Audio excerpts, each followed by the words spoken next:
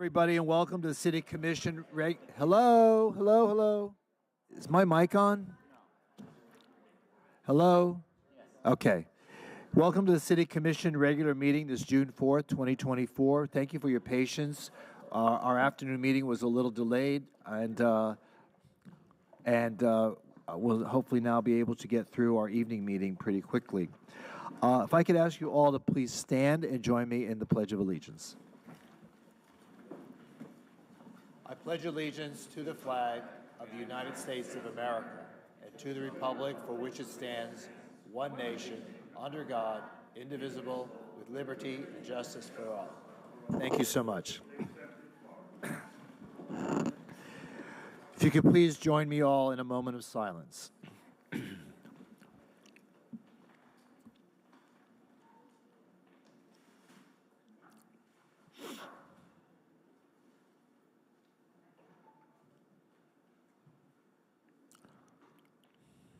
Thank you. Mr. Clerk, could you please call the roll? Commissioner Herbst. Vice Mayor Glassman. Here. Commissioner Beasley Pittman. Here. Commissioner Sturman. He's here somewhere. And Mayor Trentalles. There he is. Say here. Warren, say here. Here. Okay. Thank you. I just want to take a second out of our routine. I want to announce there are 3 people who retired in the month of May. Been here quite a few years. George Schutzer, captain in fire rescue, been with us 26 years. Melvin Howell, a facilities worker in Parks and Recreation, has been with us again 26 years. And Peter Jarman, a senior accountant in finance, has been with us for 34 years. So congratulations on your retirement, and thank you for your commitment to our community.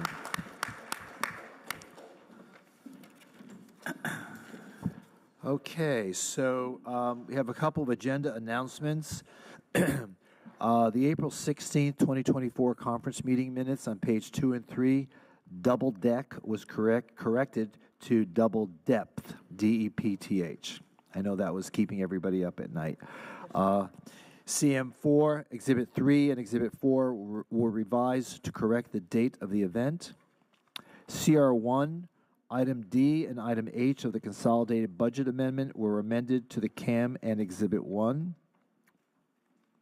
CP4, the 4th paragraph of the background section of the CAM was revised from 60% design plans to 30% design plans. What's that about?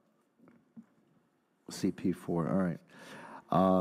R4, the agenda item title and CAM incorrectly refers to the advisory committee as an advisory board. The resolution correctly refers to the committee as the City Manager Advisory Committee. And finally, in R5, Exhibit 5, an agreement is being amended to include Exhibit F, and Exhibit 6 is amended as indicated by the red line text with the amended agreement attached as Exhibit A. So those are the changes.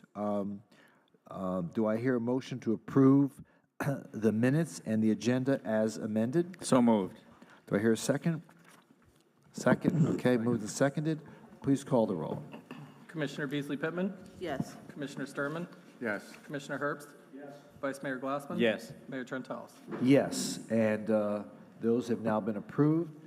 Let us now move on to our regular. There are no presentations tonight. So for those of you who are here for the first time, normally a presentation is where we recognize individuals, organizations, or events that take special note for that particular week or month. But tonight there will be none. So we'll move on right to the regular agenda. And at this point, I will ask any member of the commission if they have an item on the consent agenda which they would like to pull. So, Commissioner Herbst, are there any items on the consent agenda you wish to pull? None. Commissioner Beasley Pittman? None. Vice Mayor? Yes, CM4. Thank you. CM4. And Commissioner Sturman? I have 2, CR1 and CR6. 6? Yes. Okay. So those 3 items, CM4, CR1, and CR6, will be discussed and voted on separately.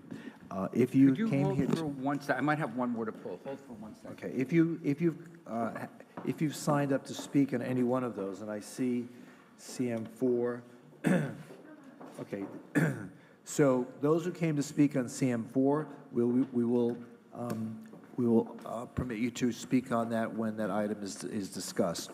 Other than CM4, CR1, and CR6,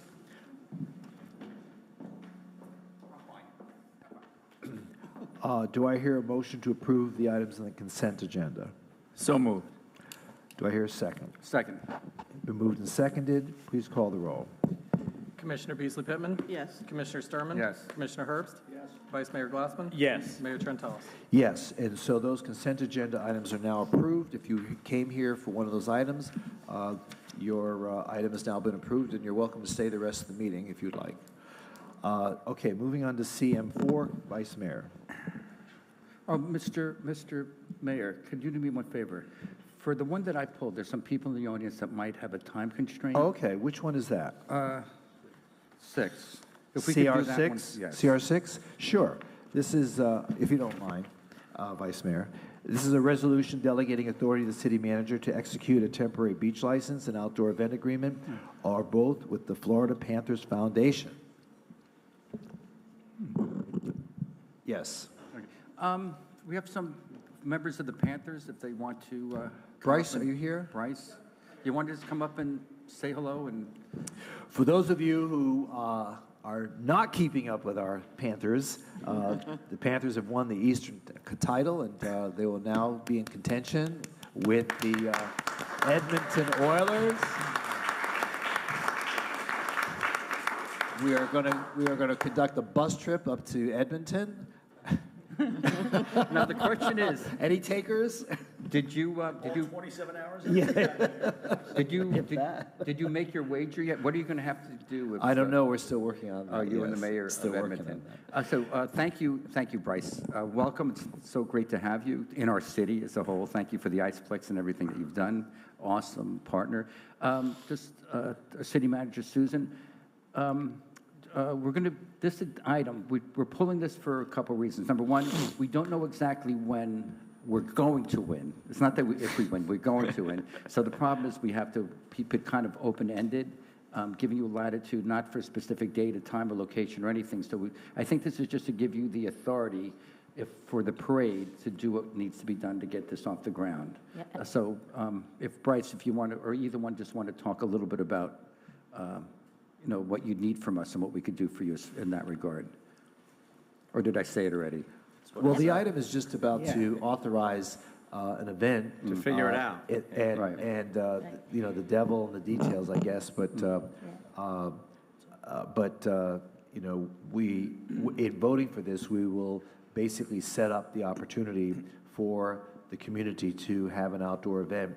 I guess it's either, it could be a parade, it could be anything that we ultimately determine. But Bryce, you want to talk a little bit about what's going on? Yeah, I think. No. Push the button again.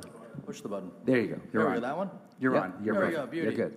Number one, thank you for the support. Commissioner Herbst, I didn't see you earlier, but nice to see you as well. I saw the rest of the commission and the mayor as well.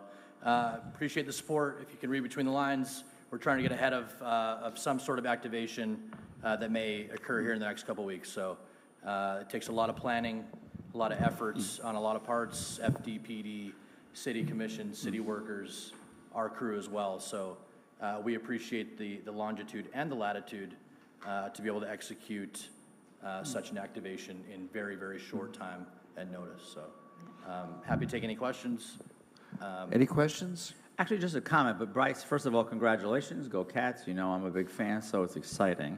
I did want to let you know that I have been informed by Riverwalk that in case timing is an issue, that I believe they are willing to just piggyback on any kind of permits that they already have for the many areas that they do events in. So that's just something to keep in mind. That might expedite whatever it is if we're caught at the last minute with just having an issue with that. But I wanted to say thank you to Riverwalk for that kind of offer. To Go Cats. Okay. So I wanted you to be aware of that as well. So they're willing to help us expedite whatever it is we have to expedite. Thank you. Appreciate that. The main reason I pulled this is, I want to, Tom, our city attorney, is this written broadly enough? We don't know what it's going to be, but if it encompasses land, sea, air, who knows what the heck, and dollar amounts or any expenditures. Is this widely? It doesn't cover underground, but we'll make it work. Okay, but I just want to make sure this is widely Yes, written, broad of a stroke. It is. So it doesn't have to come reviewed back it. to us. Ben wrote it, I reviewed it. What was that? Yes, it's fine. Okay, so if that's the case, that's the big thing. So I think we're a go on this. Go So ahead. Commissioner, I would just say, because it does provide a range of dates, and Ben Rogers is going to be getting together with Bryce and his team tomorrow to work on more details as far as scenario 1, 2, 3, and 4, look at dates. You mentioned, though, it does cover various locations, but not any dollar amounts Okay, that was my next associated with question. that. So you might want to, if you wanted to talk about that, you'd need to do that separately from here. So is there anything that we need to put in here as far as financial obligation here, or that would not be covered, Tom? That's not what the purpose of this item is. Okay, good. This is just to allow for the authorization of a temporary beach license for an outdoor event. That being said, I'd like to move the item. Okay, he's introduced the resolution. Please call the roll. A resolution of the City Commission of the City of Fort Lauderdale, Florida, delegating authority of the city manager to execute a temporary beach license and outdoor event agreement, or both, with the Florida Panthers Foundation, Inc. for a postseason event in the City of Fort Lauderdale Beach, and all other documents or instruments deemed necessary or incidental thereto, and providing for an effective date. Commissioner Beasley Pittman? Yes. Commissioner Sturman? Yes. Commissioner Herbst? Yes. Vice Mayor Glassman? Yes. Mayor Trentalis? Yes. And let's make it happen. Thank you so All right, much. Cats. Good luck. Thank you so much. Yeah, absolutely.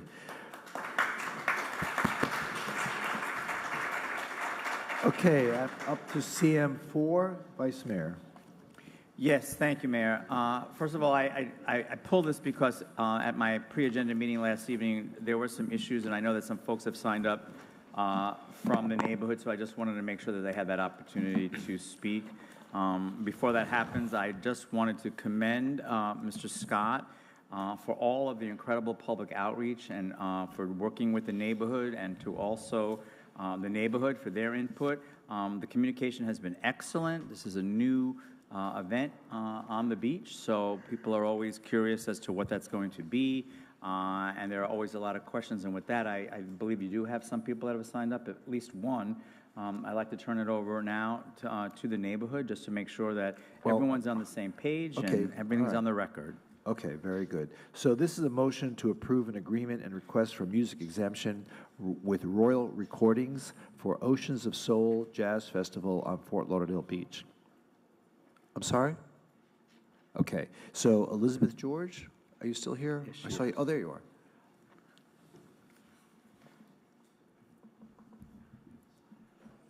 Just push the button.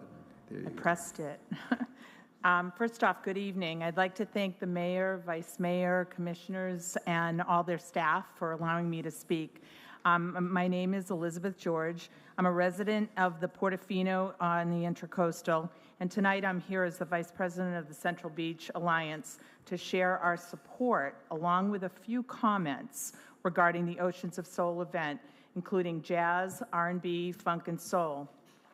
As we shared, Gregory Scott met with the CBA multiple times and presented to the Special Events Committee. I would just like to share some continued concerns that we have, as we always have our concerns about road closures and traffic issues on the beach. The Commission memo mentions road closures, yet the application did not, nor does the site plan delineate the details.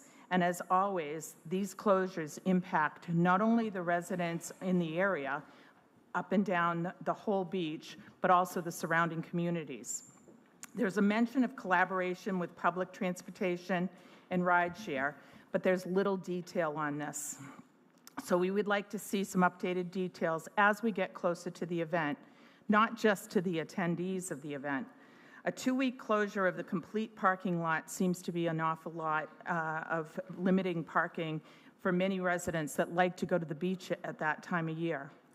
Lastly, our concern is that there is a limited detail regarding the lineup for the event, and we would like to see that there be a lineup review with the police in the event that some of these entertainers may have significant fan base. This would allow the police to determine the need for potential additional security or even potentially saying no to some of the entertainment.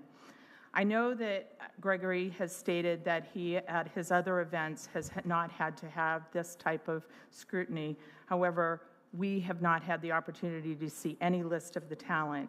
But we do want to wish Mr. Scott much success with this event and look forward to continuing having close coordination and cooperation with him prior, during, and after the event. Thank Okay, you. great, thank you. Elizabeth, I have a question, please. Who are you asking to oversee the entertainment? The police normally looks at the list of who the entertainment is so that there's a clear understanding of the type of talent that's being brought in, because right now there's no list of talent that has been looked at for any of the review of this event. And, we don't know what the talent is, and so it could be somebody that is very renowned and not suddenly there's a much bigger traffic and attendance that are outside the event, because obviously down on the beach, you don't need to physically be inside to hear the wonderful music that the events do have there. I live at the Portofino, and I can hear the Tortuga, I can hear all the events way up there, so we're just asking to have some added scrutiny in the area. Okay, I have a question. Could someone let me know if this is a normal practice? I never heard for the police to vet or give out guidelines for the entertainment on the beach or any of our events. So Carla's coming up, and actually, I had shot a question to the chief earlier, but go ahead. Good afternoon or good evening. Carl Williams, Parks and Recreation Director. So typically, anytime there's entertainment, our police officers, they do look at social media to see if there's any kind of presence that they should make aware of, any additional support. But outside of that, that's what I'm aware of that takes place, unless police has anything specifically they want to talk about. Prior to? Yes, prior. In this, where we are now in this process, because is this done for Tortuga? To my knowledge, it is. They So- review the talents. Question, though, it's not to vet and say yay or nay, You're but right, it's correct. to know the appropriate level of Security. security that is required, not to vet or put a nix on something. Right. To my knowledge, police doesn't say you can't or cannot perform. That's not really their role. All right, because I want to get clarity on that, because I heard something different in my interpretation of what was being asked. I think it's also for MOT purposes as well, because they have to know what size crowd to anticipate. They need to know where those road closures are going to be. They need to know how they're going to manage traffic. And all of that, I think, depends on the talent. And that's part of the application and the review Correct. process, Yes. right? Okay, Yes, so, it is. okay. All right, thank you. Okay, Mr. Scott, you've signed up to speak, but only for questions, right? Respond. Well, wait, you gotta come up, gotta come I'm all the up. way. And if you could please press the button at the bottom of the microphone. Okay, So, good evening. Good evening. Mayor, Vice Mayor, Commission. Yesterday, we had a pre-agenda meeting, and the items that Ms. George mentioned today, I mentioned to her when we had the original special events meeting back in December. One of the questions that came up from law enforcement pertained to the entertainment. We had a discussion at that time what the entertainment was going to be. They didn't seem to be too alarmed at what we were presenting. It's all R&B, jazz, soul music. There was nothing offensive. No artists are deemed to be offensive. And to just speak on the traffic and the MOT plan, I've been working with Morgan Dunn. I've submitted a couple of traffic plans to her. They've evaluated the plans. We just need to submit a final traffic plan to her, but we've been working in the background with her to get these documents in front of them and approved before the event. can I ask you a question? I noticed the dates are the first weekend of December, right? Is this replacing that other concert series that we used to host? Yes, they have Riptide. set sail and we Riptide. I know it have wasn't- washed ashore. Yeah, it used to be called Riptide. It was called Riptide, then Odyssey. Odyssey. And then, So that's not happening anymore. correct. Correct. Okay. You weren't involved with those? No. No. So, okay, I just want to make sure we don't have too big events on the beach. Right. Okay, any other questions of Just, gentlemen? just two, because this is what always happens with events. And again, I want to reiterate my thank you to you. Our conversations have been excellent. I've really enjoyed our meetings, and the way you have dealt with the neighborhood and just let them have that comfort level that this is going to be a successful and great event.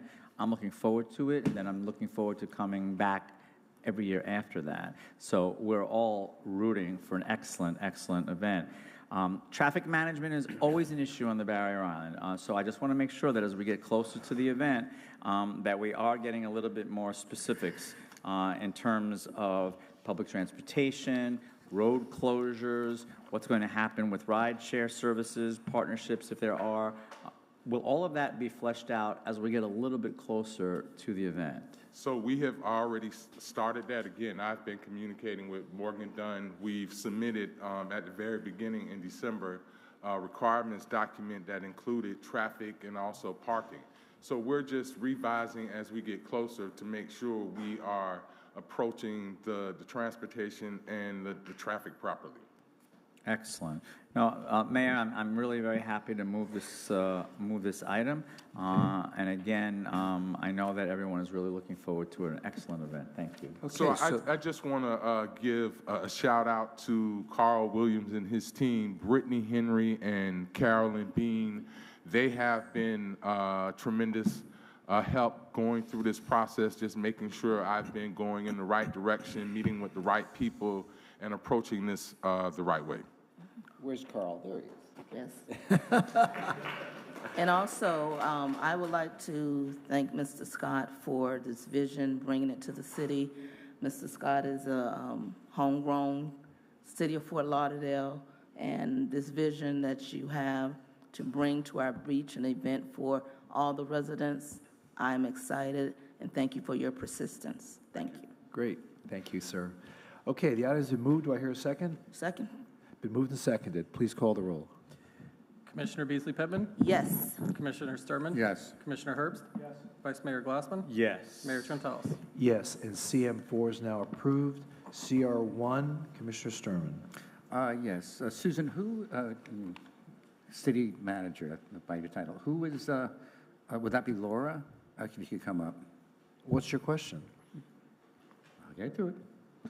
Is there anything in here that's time critical, absolutely critical in this?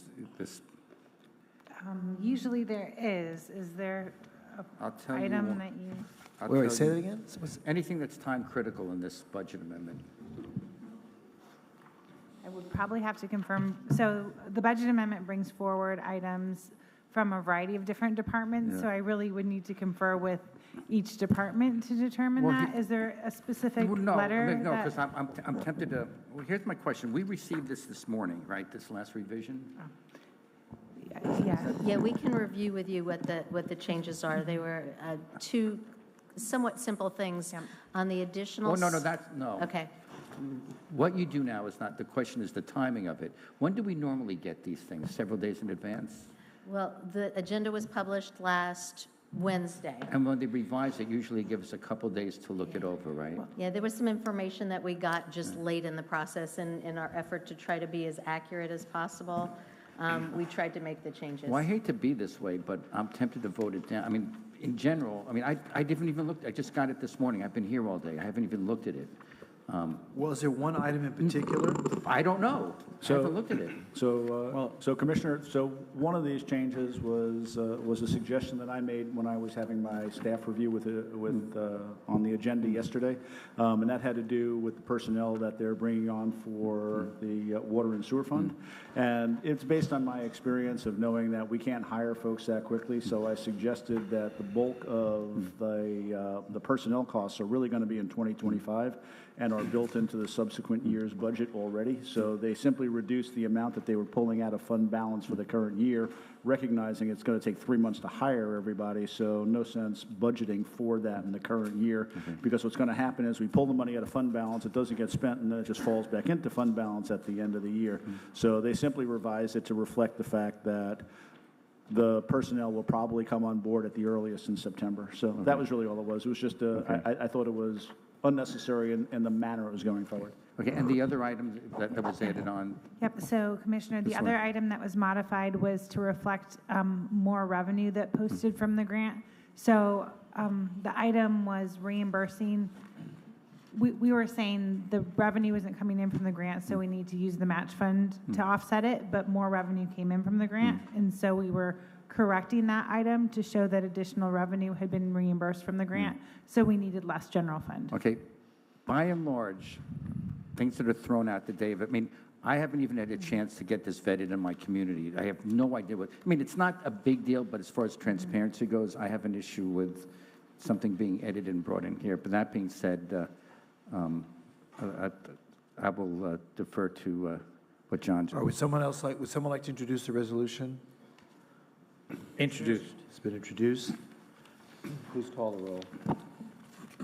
A resolution of the City Commission of the City of Fort Lauderdale, Florida, amending the City of Fort Lauderdale's fiscal year 2024 final all funds budget and final personnel complement for the fiscal year beginning October 1, 2023 and ending September 30th, 2024, as amended by appropriating and transferring funds and adding personnel respectively as set forth in the City Commission Agenda Memo 24-0322, amending the City of Fort Lauderdale final fiscal year 2024 through fiscal year 2028 Community Investment Plan for the fiscal years beginning October 1, 2023 and ending September 30th, 2028, as amended by appropriating and transferring funds as set forth in the City Commission Agenda Memo 24-0322 and providing for severability and an effective date.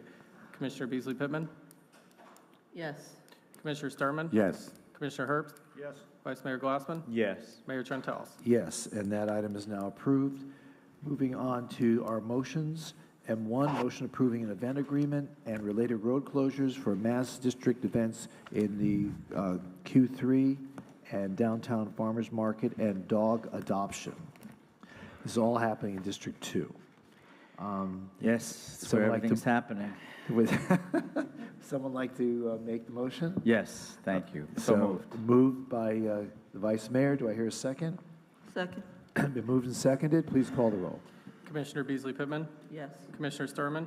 Commissioner Herbst? Yes. Vice Mayor Glassman? Yes. Mayor Trentalis? Yes, and M1 is approved. M2, motion approving an event agreement and request for music exemption for Breeze Brunch. Again, District 2. Someone like to move the item? So moved. Do I hear a second? Second. Excuse me. Been moved and seconded. No one signed up to speak. Please call the roll. Commissioner Beasley Pittman? Yes. Commissioner Sturman? Yes. Commissioner Herbst? Yes. Vice Mayor Glassman? Yes. Mayor Trentalis? Yes, and M2 is now approved. M3, motion approving. I'm sorry? M2, there was no one signed up to speak. Did you sign up to speak? I didn't hear you. He said he didn't know you had to. Did you want to say something on M2? Come on up, come on up, come on up. I'm sorry, we didn't mean to overlook you, but it's already been approved, so you should be happy.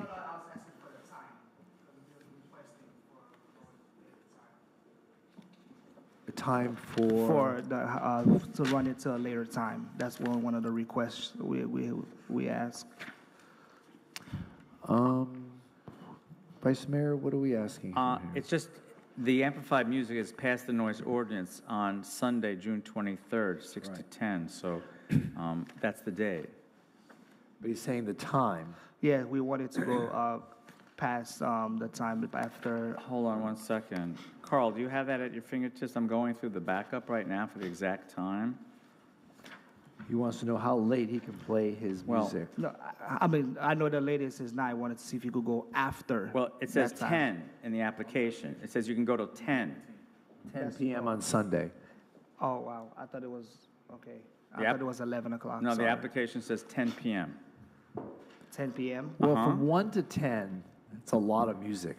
No, I mean, the 1 to 10, we just put it at that time because people Right. is going to show up around like 5. We don't So- usually like to go past 10 o'clock on a Sunday. On a Sunday.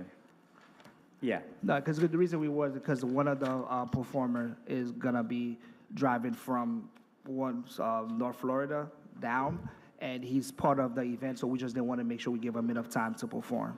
Is he performing all day or just during his? He's gonna be the last performer. The last performer. Yeah, and because half of the event is for charity for Haiti, so he's one of the person that's running it. So we just want to make sure if that's okay to let us run to like maybe 10:30, 11.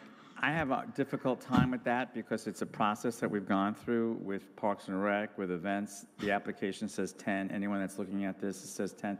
I just feel nervous about if we did this, it would set a precedent that would not be a good precedent to after we've already approved this end item, which we just did, to then all of a sudden just change the time.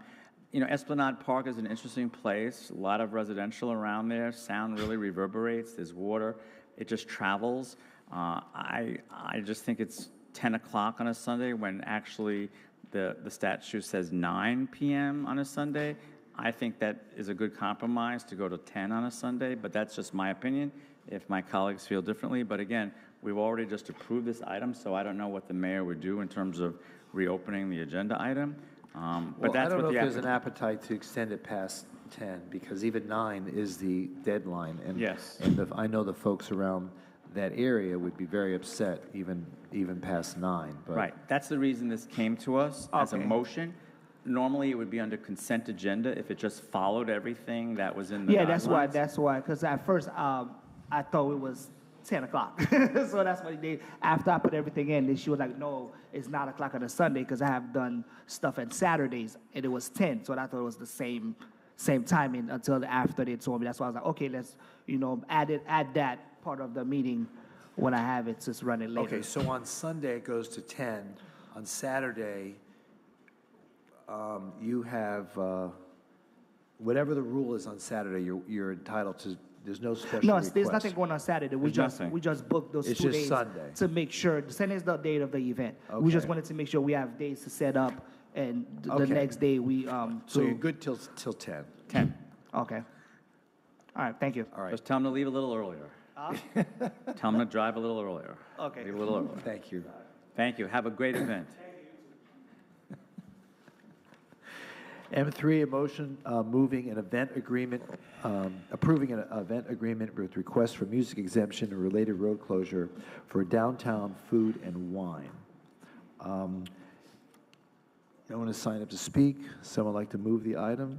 I would, Mayor, but I also want to commend these folks because, you know, we've talked about this, and I'm really thrilled that we are seeing the resurgence of the Downtown Himmershey Village Association. This is really important because for so many years, that corridor has really languished, just not what it used to be in terms of what we were hoping to see, in terms of activation during the daytime, during the nighttime, basically a mix of uses and events. So this is great that the business people have come together and really re-engaged in getting this association going again. I met with a few of the leadership from that group, and I'm very encouraged, hoping to also get them to connect with Sailboat Bend, which is the neighboring residential district. And I'm just really happy for them that they're doing this, and I wish them all the best. Thank you. You want to move the item? I think I'd be happy to. Was it moved already? No? No. Okay, I'll move it. Thanks. Okay, so do I hear a second? Yeah. Moved and seconded? Please call the roll. Commissioner Beasley Pittman? Yes. Commissioner Sturman? Yes. Commissioner Herbst? Is not present at the moment. Vice Mayor Glassman? Yes. Mayor Trentalis? Yes, and M3 is now approved. M4, motion rejecting all bids for annual stormwater infrastructure cleaning, condition inspections, and surveying. What's the deal there? Why are we rejecting all bids? And while Glenn comes to the dais. Thanks, Glenn. Good afternoon, Mayor, Commissioners. Glenn Markles, Chief Procurement Officer. In looking at the specifications and the requirements as it relates to licensing, we saw that the language was very restrictive. We have heard before from the City Commission where we've been having a lot of issues with one bids. This was an issue that we were seeing where we were deeming the firms non-responsive, and the non-responsiveness declaration had to do with licensing issues. So we are now going back to the table where opening up the licensing requirements, including some of the specifications as it relates to qualifications. Okay. Slippery. So I hope we're not reducing our standards in terms of quality of who the vendor is going to be. No. As a matter of fact, we're not. We actually met with the former mayor, I think it's Jack Seiler. He was representing one of his clients, Earthview. Okay. And so we were hearing a lot of feedback from the industry. We're not lessening our standards. It's more competition, but making sure that they're able to perform. Okay. Anyone else have any questions? All right. There being none, would someone like to move the item? This is M4. Hello? So moved. I'll second. Second. Okay. It's been moved and seconded. Please call the roll. Commissioner Beasley Pittman? Yes. Commissioner Sturman? Yes. Commissioner Herbst? Not present. Vice Mayor Glassman? Yes. Mayor Trentalis? Yes, and M4 is now approved. M5, motion approving an increase to the Melrose Manors Neighborhood Stormwater Improvement Consulting Services Agreement. This is with HDR Engineering. No one has signed up to speak. Would someone like to move the item? Before we move it, some discussion? Yes, go ahead. Okay. When we discussed this, I had some concerns about the funding for the overall project and how much money is being allocated for this construction and the consultant piece.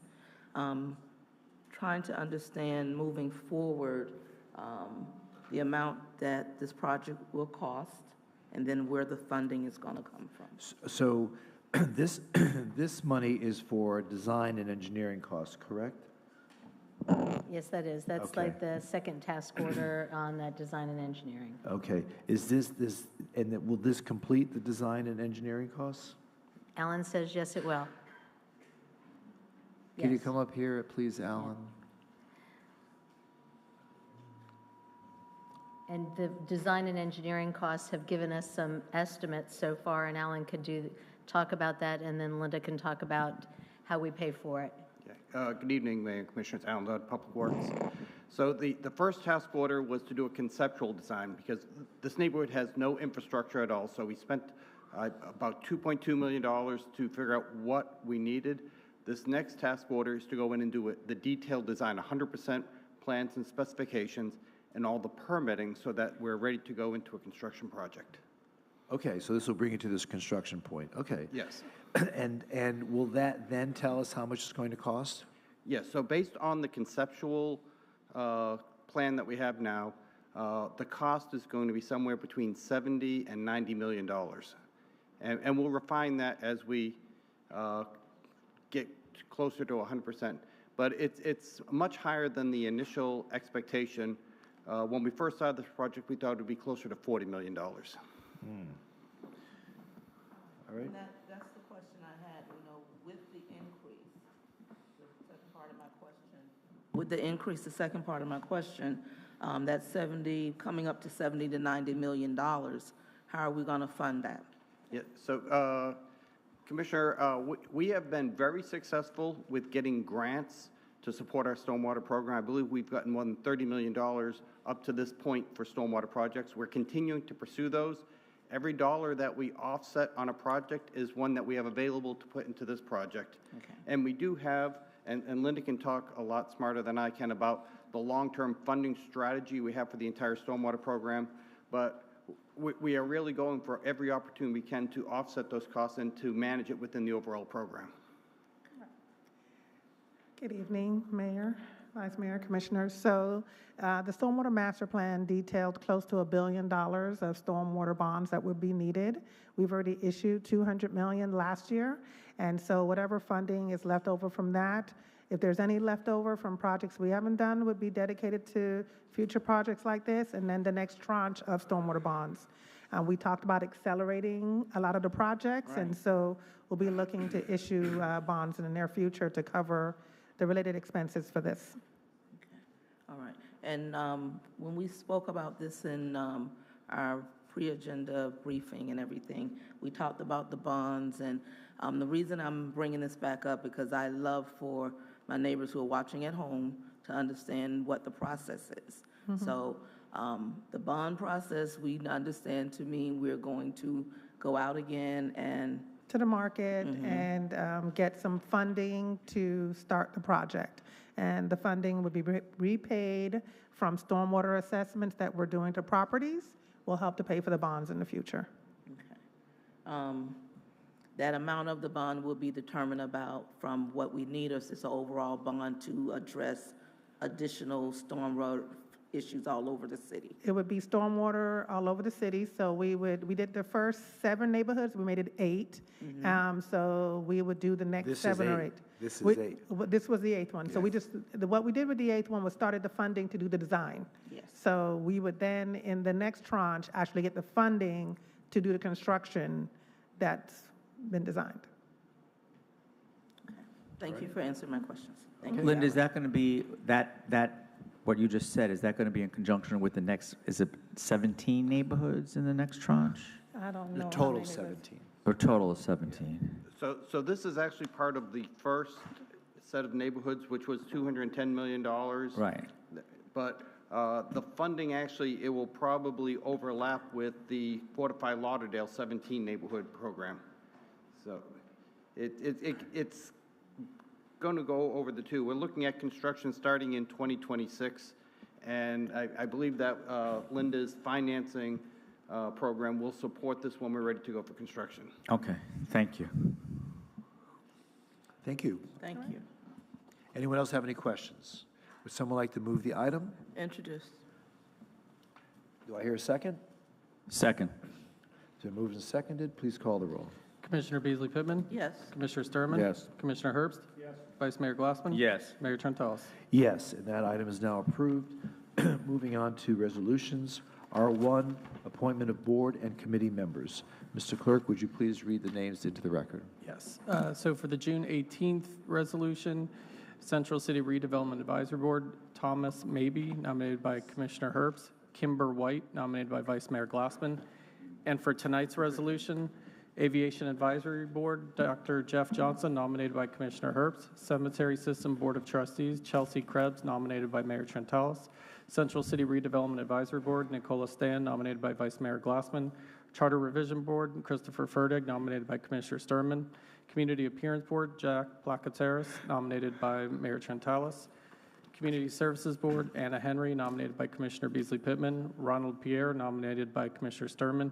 Education Advisory Board, Janet Gualtieri, nominated by Mayor Trentalis. Marine Advisory Board, Ed Rebholz, nominated by Mayor Trentalis. John Lynch, nominated by Commissioner Herbst. Robert Franks, nominated by Commissioner Sturman. Brewster Knott, nominated by Commissioner Sturman. Performing Arts Center Authority, Barbara Jones, nominated by Commissioner Sturman. Sustainability Advisory Board, Robert Dowse, nominated by Vice Mayor Glassman.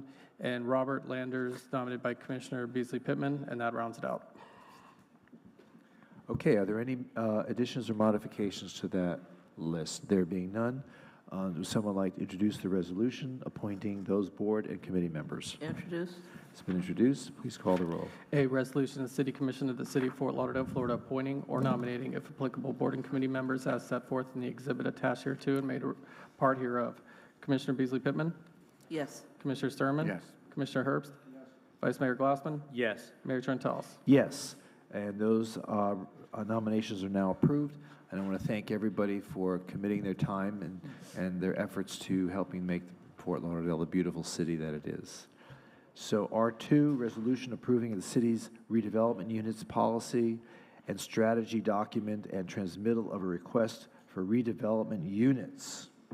R2. Anyone have any questions with regard to this? Okay, there being none, would someone like to introduce the resolution? Introduced.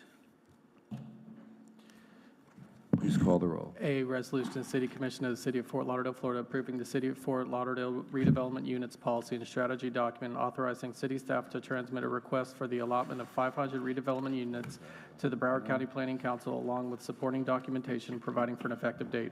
Commissioner Beasley Pittman? Yes. Commissioner Sturman? Yes. Commissioner Herbst? Yes. Vice Mayor Glassman? Yes. Mayor Trentalis? Yes, and R2 is now approved. Moving on to R3, a resolution amending the 2019 to 2022 State Housing Initiatives Partnership Local Housing Assistance Plan. No one has signed up to speak. Someone like to introduce the resolution? Introduced. It's been introduced. Anyone have any questions? Okay, there being none, please call the roll. A resolution of the City Commission of the City of Fort Lauderdale, Florida, amending the local housing assistance plan to add a foreclosure prevention strategy for fiscal years 2019 to 2020, 2020 to 2021, and 2021-2022 pursuant to the State Housing Initiatives Partnership Program, delegating authority to the city manager to execute any and all related documents and providing for an effective date. Commissioner Beasley Pittman? Yes. Commissioner Sturman? Yes. Commissioner Herbst? Yes. Vice Mayor Glassman? Yes. Mayor Trentalis? Yes, and R3 is now approved. R4, this is a resolution creating a Citizens Advisory Board to assist with the selection of candidates for the city manager position and prepare a short list of candidates for review by the City Commission. So my understanding is we're not appointing people tonight, we're just establishing the committee. So would someone like to introduce the resolution? Mayor, if I may. Yeah, go right To ahead. clarify, the title is supposed to be called committee. The word board was misused. It's committee in the resolution, but the title says board here. It should be amended to say selection committee. He addressed that in the. Yeah, but he just said reread it as board. Yes. Okay, we're good. So it's going to be called a committee, correct? Correct. Yes, Thank you. okay. Introduced as amended. Introduced as amended. Okay, someone has signed up to speak. Chris Nelson. Chris, would you like to speak? Would you like to speak? Wow, look at you, Mr. Fashionista tonight. Do you even have to ask? No, I don't. And that's a nice jacket, Vice Mayor Glassman. I don't know who wears it What are better. you, men but... in white tonight? What is going on here? Excuse me, his is white, mine is cream. Thank you. Oh, okay. I'm going to use your line. Style expert. I'm dating myself, but that's the Don Johnson look from Miami Vice. Well, yes, this is South Florida pride right here. And this is really Fort Lauderdale pride. I love living in the city of Fort Lauderdale. Like, I would not want to live anywhere else. So I suggest that the next city manager we get is somebody who actually also lives in Fort Lauderdale. I think it might be good to look at people and find out, do they actually live in the city? I know that some of you guys don't want that to be the case, but if that is going to be the case, that we can get somebody from outside of the city, that we amend the charter, okay? Sun Sentinel, Susanna Bryan, wrote that our last city manager, Greg Chavaria, I loved the guy, but he lived in North Miami Beach. I mean, and you guys didn't know that? I mean, and then falsified his report saying where he lived. That's not good. The Inspector General accused Chavaria of engaging in criminal misconduct when he changed his address with the Florida Department of Highway Safety and Motor Vehicles to that of a La Concha condo unit that was not his legal residence. And then he was lying and saying that was his residence, but he was living in North Miami Beach. I was very sad to hear that because I liked Greg a lot. And you guys wanted to give him a big raise, too. Well, we but did. They're saying he committed perjury and not an official proceeding, making a false statement. But what frustrates me here is that... What frustrates me is you need to talk on topic. We're well, here to this talk is about the city manager. You guys we're here both to thought create... that was okay. You chastised the whistleblower. No. The whistleblower did a good thing by reporting this. Okay. Okay? Let's find... They didn't do a bad thing. Let's find somebody who lives in Fort Lauderdale, and let's remember, whether you're a Republican former president or whether you are a city manager in Fort Lauderdale, lying on documents is wrong, and it's bad. Thank you. Thank you.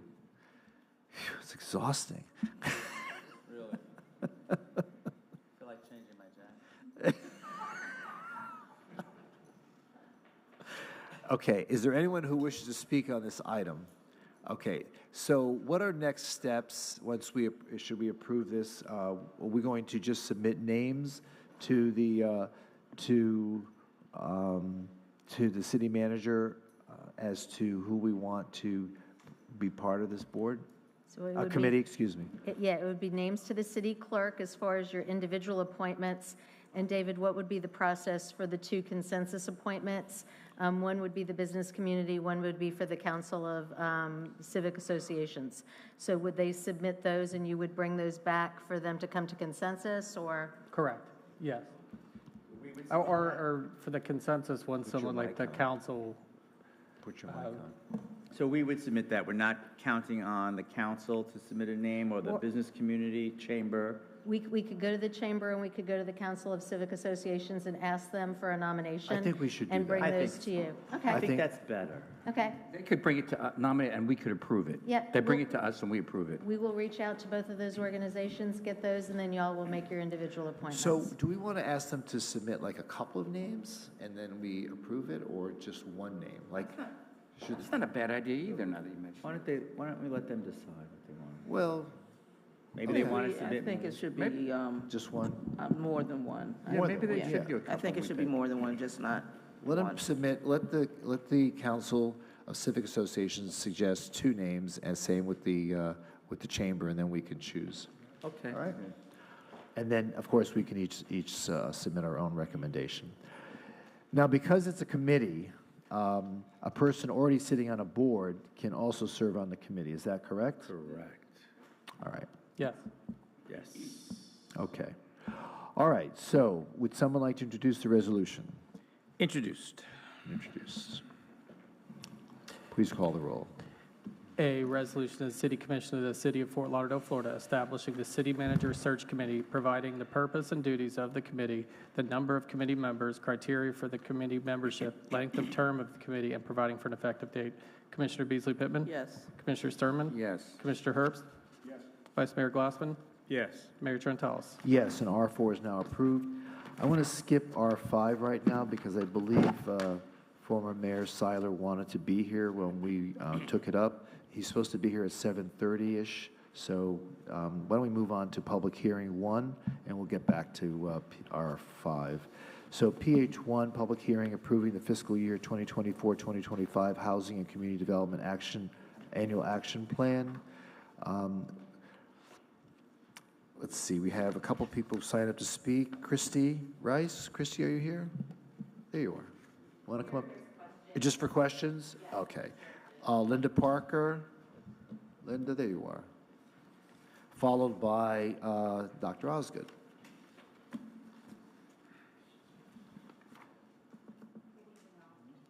Press, yeah, it was already on when you pressed, so there you go. There, One more no, time. one more time. There, yep. What's the matter? You're losing your touch. There you go. Okay. So my name is Dr. Linda Parker. I'm the president and CEO of Women in Distress of Broward County. And I come here today because I know that you guys are going to be voting on our allocations for dollars. And I would like to respectfully ask that the dollars that were taken up from us in the CDBG Advisory Committee be reinstated. There is a rubric that is allowed by the city in order to rank agencies as it relates to our CDBG applications. In that, Women in Distress was ranked 3rd. However, we were overlooked for dollars, and dollars were taken from us in the meeting due to an emotional argument based on the folks on the advisory board that were not attached to the actual rubric. And so I would ask that would be reevaluated and the rubric be the scoring methodology, because that is the requirement of that committee. Okay, so it says that the advisory board voted to award South Florida Institute of Aging a higher amount than Women in Distress, despite Women in Distress ranking higher than the institute. The board's deliberation of the ranking is reflected in the April 8th, 2024 minutes. But you are recommending that so how much money are we talking about? $10,000, which to be honest, doesn't seem like a whole lot of money, but as the only domestic violence provider in Broward County and Fort Lauderdale, that $10,000 provides a lot of services to Fort Lauderdale residents. And we have consistently provided and exceeded our objectives and outcomes in any time that we receive Fort Lauderdale funds, and we supplement those funds with our own internal dollars that we raise with no requirement back to the city. Okay, is there anyone here from the board? Christy, can you please come down? Whoops, sorry.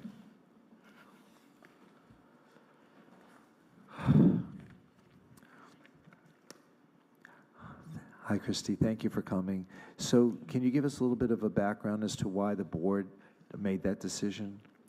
Yes. So we went through our regular process of reviewing all the applications.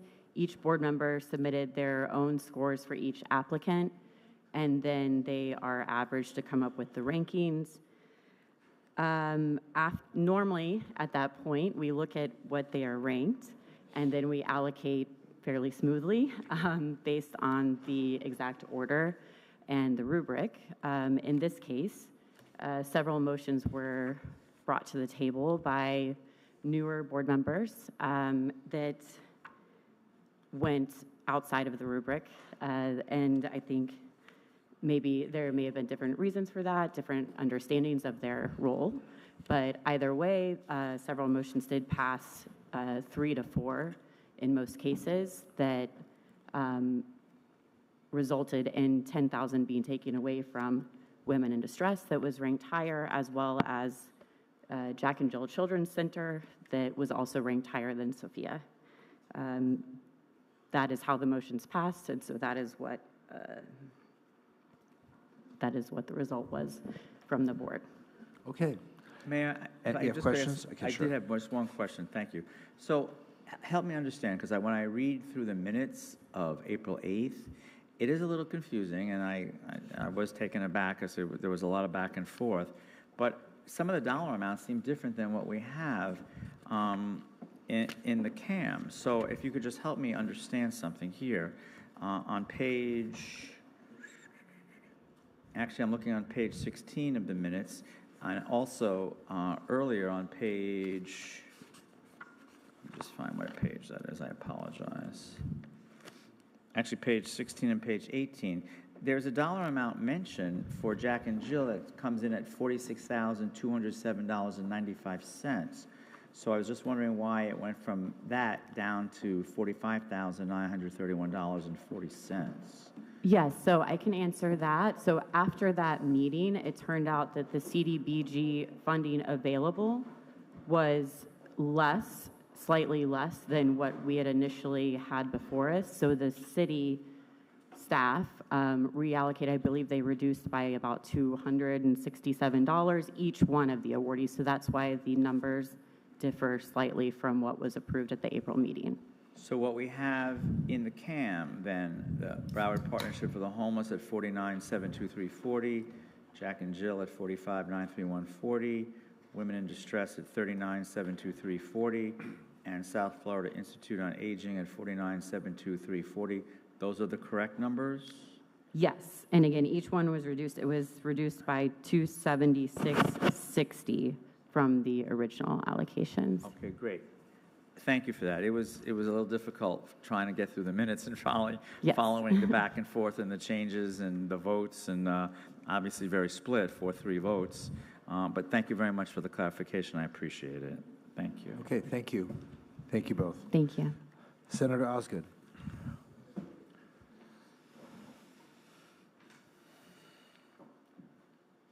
Good evening, Mr. Mayor, to my district commissioner, Commissioner Pittman. I'm Dr. Rosalind Osgood, and I'm here in my capacity tonight as the CEO of the Mount Olive Development Corporation for 23 years. And I am asking you, before you vote on the item to approve this plan, if you could work with staff to make MODCO whole. We requested $352,000, and after the committee did their ranking, they recommended us to get $269,593.89. And for us, we have a very small, consistent program that we've ran for 20 years. We know that it takes us around $16,000 per unit for the whole year.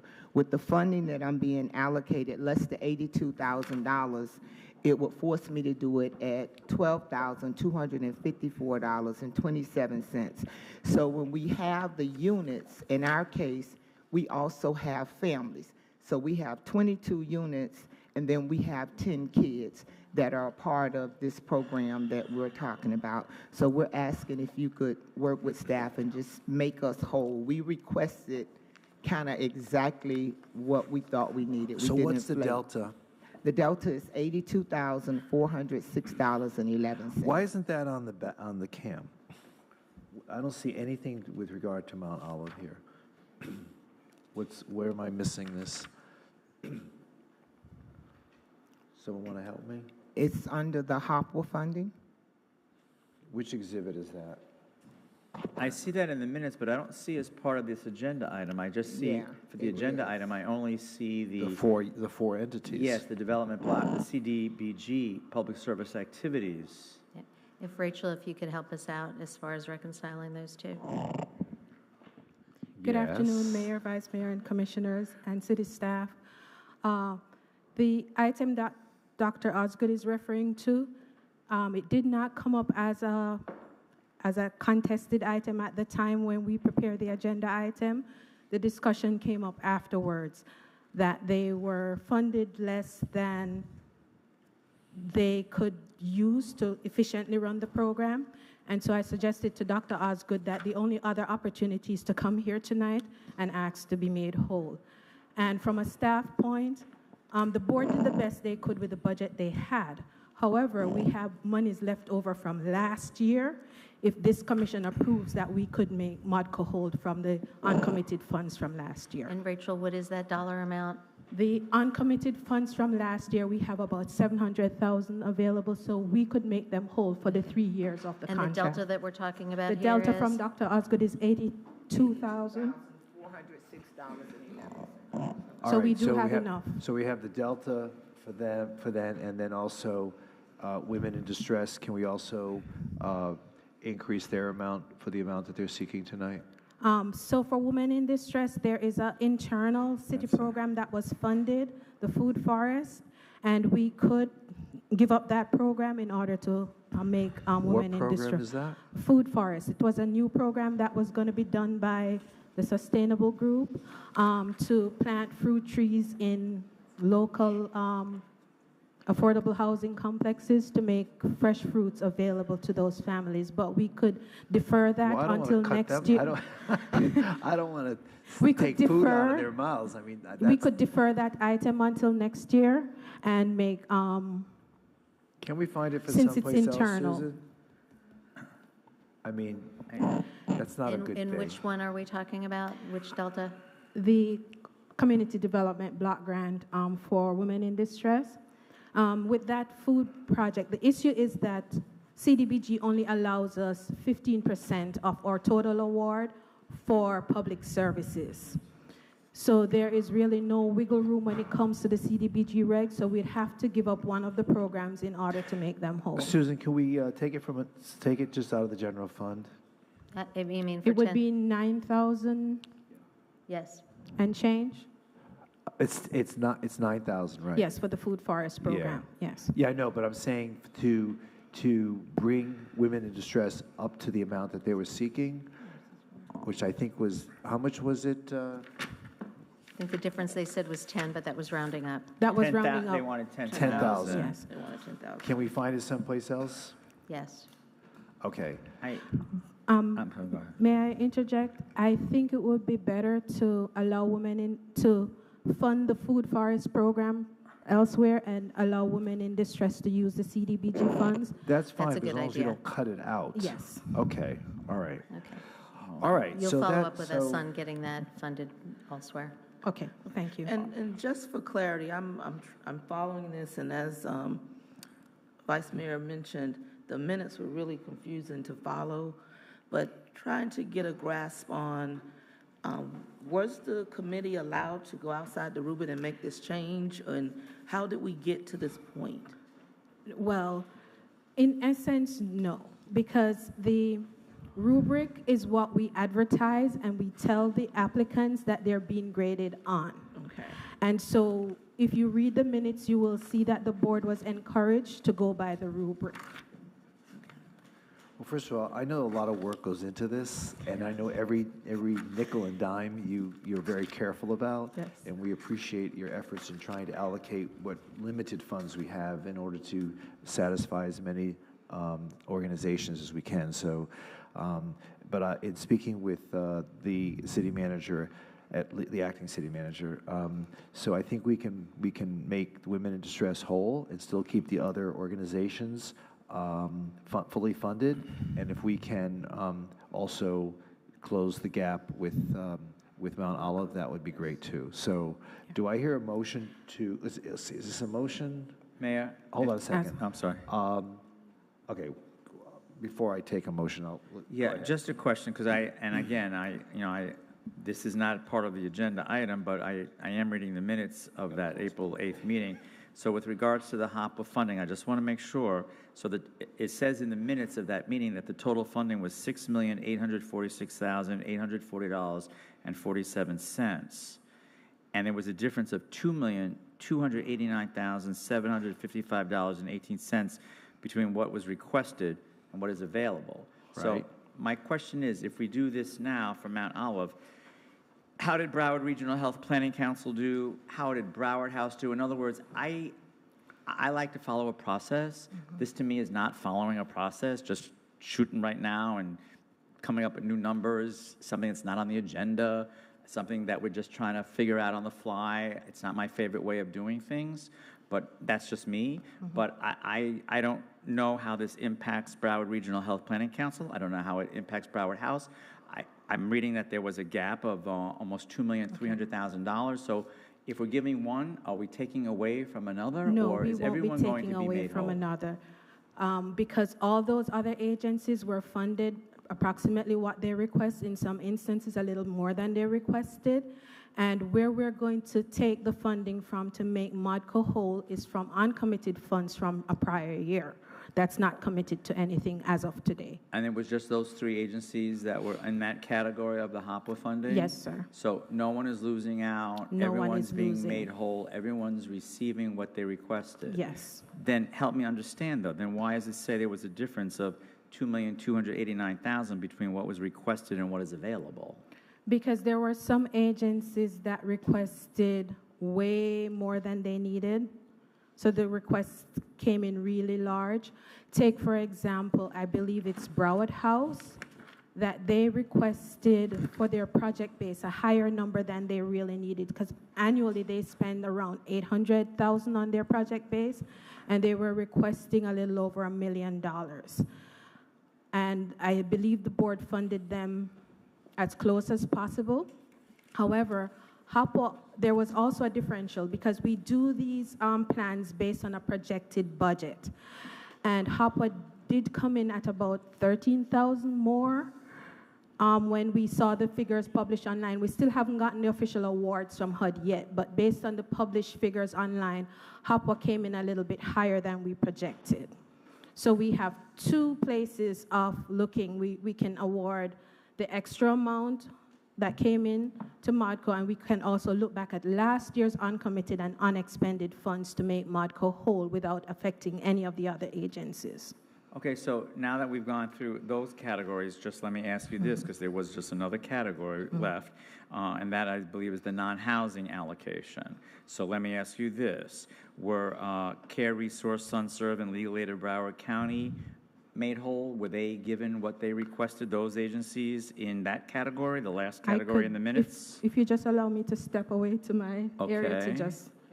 I just want to make sure, Mayor, that we're treating everyone equally and that Right, we're but not... I think it's a different category. It's a different category. Right. Yes, it is. So so taking money from any of these would not go into those organizations? Right. Okay, so that's a I- separate subject? I understand 100%. I'm just looking for clarification because, again, this was one committee's meeting on April 8th, and I just want to make sure that we're consistent going all the way down the line of the categories that were funded, and I'm just trying to get a handle on All right, but we're how not everyone voting on the did others, though. in terms of that. I understand. Okay, all right. Well, I believe Care Resource was the only other agency that did not receive what they requested. and how far off was that? They were about $60,000 off. So they, Out of 2 million? but it looks like the total allocation was just $780,000, right, for that category? Yes, And Care Resource was off by how much? I think about 60,000. 60. Okay, so I'm just looking to see if I can find it in the minutes. Care Resource requested 350, so did they get? They got 260. If you look Care at, Resource got 290. Oh no, SunServe got 290. Care Resource got 300. yes, and SunServe got 290. And is there any way that we're able to make all of those whole in terms But of? that's not on the agenda tonight. Well, either is this. What do you mean? This is the item. No. Help The me only out thing here. that's on the agenda, Mayor, Yes, sir. is that category with the CBGD. Right. That's all. And the approval of the general But we're action talking plan. now about making Mount Olive whole. That's not on the agenda. No, So if but we're doing it's the that, action I plan. just want to make sure that all of the people that are in these categories are being made whole. That's all. Is Mount Olive part of the category of tonight's awardees? No. Yes, from the annual action plan, yes. The annual action plan is the agenda item that we're requesting input for approval. But no mention in the CAM. Because at the time when the CAM was written and approved, we did not have that request. The request, we spoke with Dr. Osgood after the CAM was already sent in. And so I suggested that the only forum is to come to this forum, which is a public hearing, to make that request. Okay, so anyway, just please, if I can ask this one last question. Sure. In that last category, is it possible that all of those three those three agencies, is there funding to make them whole? Care Resource, SunServe, and Legal Aid? Yes, sir. So as I said earlier, that we have uncommitted funds from last year's allocation that we really need to spend. And so if this commission advises that we make everybody whole using those funds, we can. Well, that's what my suggestion is, because I think what we do for one, we do for all, especially that we have all these unallocated funds. And I agree with you 100%, but that's not the part of the agenda item tonight. And my question is, are we advocating for someone who's not contesting? Are we advocating? Say it again? He's naming entities that are not contesting the award they Well, they're not received. even on this category tonight. They're in a completely different category. We're only being requested to vote on agencies within this particular category, which includes Mount Olive as well as the other four agencies. So what is the my appeal question- process? I mean, would these other agencies that I'm mentioning now in the different category of non-housing allocation, would they even know that they had the opportunity or the availability to say, hey, I'd like to see some of that unallocated funding from the year before help us become whole? Yes, they typically the board acts at the end of every meeting when we do these funding. The agencies, can you survive? Will you be able to carry out your project with what you've received? That's a question that's asked annually at every funding. Are you coming back to us with with allocations for these other agencies for center for? They're written there in the action plan that is in front of you. So no, and we have a deadline really because of the 30-day public notice period. The fact that commission goes on recess, and so this is kind of last-ditch effort to be able to amend the And plan. I'm all in favor of Mount Olive getting, it's 80,000? Was it 80? 90,000. I just want to make one point. Yeah. So, because I want you all to be comfortable. We didn't ask for more than what we needed. We asked for exactly what we needed. So if I don't get the additional $80,000, I can't do my program. So it's no if and and for us. That's why I'm here. You guys rarely see me about this, but I cannot do it for the $80,000 less. I didn't inflate my numbers. I didn't ask for more than what I need. questioning that. No, I just wanted, I understand what Commissioner Glassman is saying. Every organization's situation may be different. So I just wanted to be clear and give you the additional information, and I appreciate your consideration. No, and I appreciate it, and I'm all in favor. I'm just saying that if I'm hearing now that there's $700,000 unallocated funds from last year, what happens to that $700,000 if it's not allocated this year? We try to encourage the agencies who provide services, if they have additional activities that they would like to do, and we bring those items to commission. Sometimes they don't, so it ends up in a pot that rolls over year after year. And it can just keep rolling over? Yes. Okay, again, I'm just going to tell my colleagues this is the last time. I really do believe that in the non-housing allocation, we should make sure that Care Resource, SunServe, and Legal Aid of Broward County receive what it is that they requested. We have more than enough that was unallocated last year. I don't see why we can't. We're talking about $60,000 out of the $700,000, so that's just my ask, that's all. But no one's disagreeing with you, but it's not the agenda item tonight. We're not voting on those other agencies tonight. We're just voting on these 5. Is that, isn't that my understanding? Not wait, really. Wait, Okay, I'm sorry. let her answer. We're voting on all the agencies listed in the annual action plan. So that will include the agencies Commissioner Glassman is referencing, as well as the agencies for CDBG. Why isn't that part of the CAM then? How are we supposed to know that? Because the CAM says that we're approving the annual action plan. The annual action plan is added as an exhibit, and it lists all the agencies that we're funding. Which exhibit is that? That should be exhibit I think it's Exhibit 1. 1. Right. And Okay. Rachel, in the CAM, did you just highlight the 1 because of the discrepancy? Was Yes, that the reason because that they was voiced that typically they discrepancy. wouldn't be listed Right. at all in the CAM? In the CAM. But because of the discrepancy is Discrepancy. why that was listed in the body? Yes. So then, is it part of the annual action plan, the agencies in the non-housing that I've mentioned? Yes, sir. Well, there you go, Mayor, then it is part of it. Okay, well, all right, we're just It's trying to part of it. figure I it know, out. I'm just saying it's part of it. Okay. It's getting late, you know. No, it's not. Okay, are we all clear on that, everybody? Okay. Are we making everyone whole? Are we making everyone whole? We can, We by the can, directives with the of the unallocated commission. funding Yes. from the, From okay. the grant. All right, very My good. question, we're making others whole who have not asked to be made whole? Is that the motion that's going, or then the conversation? Yes. So everyone, Yeah. even though they did not ask to be made whole? I'm not sure if they were aware of that possibility, but again, because of the dollars that we're talking about 60,000 out of over 700,000.